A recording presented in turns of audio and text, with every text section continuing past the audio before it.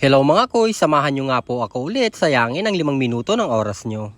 A day in my life as a construction worker and content creator dito sa lungsod ng Gapan ng Nueva Ecija. At bago ko nga makalimutan ang aking intro, hi, ako si Kuis Joe, simpleng tao na may simpleng pangarap. Tamad ako pero marami akong pangarap. Pangarap kong yumaman kahit wala akong ginagawa. Kung tatanungin nyo ko kung paano ko maabot yun na hindi ko pa rin alam. Ngayong araw nga mga koy, ay mahahati na naman yung tao.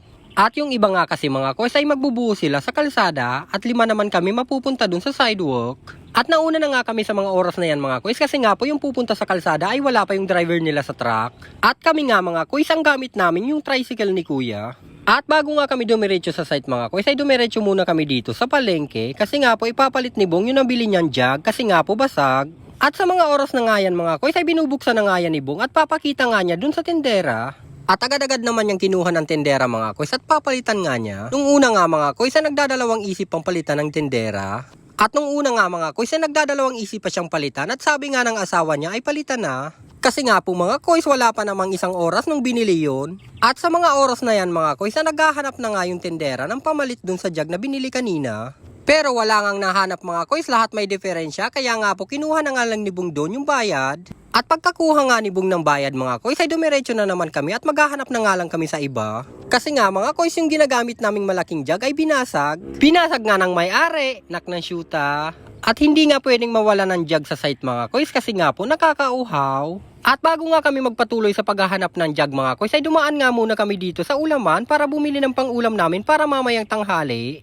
At nung nakabili na nga kami ng iuulam namin mga koy, ay dumiretso na nga kami at papunta na nga kami sa site. At habang papunta kami sa site mga koy, ay may nakita kami sa gilid ng highway na nagbebenta ng jug. Kaya nga po bumili na dyan si Bong, kaso nga lang po maliit nga lang yung nabili. Pero ayos nga lang yun mga koy, kaysa naman wala. At fast forward nga tayo mga koy, nakarating na nga kami dito sa aming gagawin.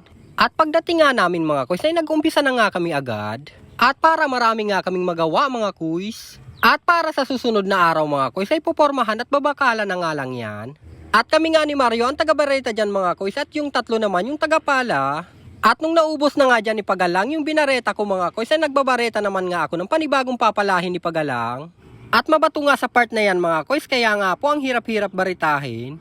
Pero ayos nga lang yan mga koy, kasi nga po wala namang tayong no choice para hindi yun galawin.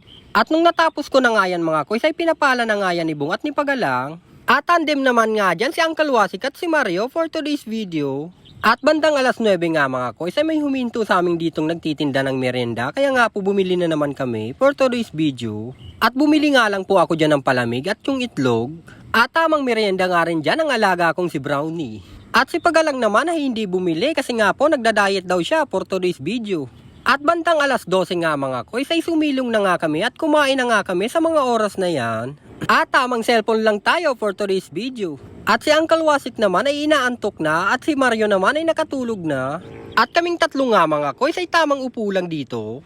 At dahil hindi ako makatulog mga koy kasi nga po sa sobrang init at tamang lakad-lakad lang ako dito. At nagising ko nga sa mga oras na yan si Mario. Aba, damay-damay na to for today's video. Cheers! At tinitingala ko nga yung kahoy dyan mga koy, baka sakaling may mahigaan ako. Pero nga, at fast forward nga tayo mga koy, alauna na nga at pumunta na nga kami dito sa aming gagawin. At binibilisan na nga namin dyan mga koy para makalipat na naman kami dun sa kabila. At nung natapos nga namin yun mga koy, ay nagpahinga nga kami ng konti. At bandang alas 3 nga mga koy, ay bumalik na naman dito yung nagtitinda ng merienda. At as usual nga mga koy, bibili na naman tayo for today's video. At dahil tapos na nga namin yung aming ginagawa mga koy, ay uuwi na nga kami. At kinakarga na nga namin dyan yung mga gamit namin sa tricycle mga koy. At fast forward nga tayo, umalis na nga kami dun sa site. At bukas nga ng umaga mga koy, ay pupormahan nga yung ginawa namin at babakalan.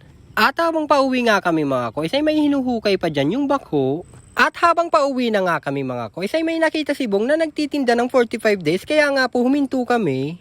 At nag-ambag-ambagan nga kami dyan mga koy para may pang-ulam kami ngayong gabi. At nung nakabili na nga kami mga koy, ay pumunta naman kami dito sa tindahan ni ate para bumili ng mga ricados. At nung nakabili na nga kami mga koy, ay umalis na nga kami at pauwi na nga kami niya ng barracks. At lulutuin pa kasi ni Bong yung binili namin na pang-ulam. At papasok na nga kami sa mga oras na yan dito sa barracks mga kuys. At natapos na naman nga yung maghapon na trabaho.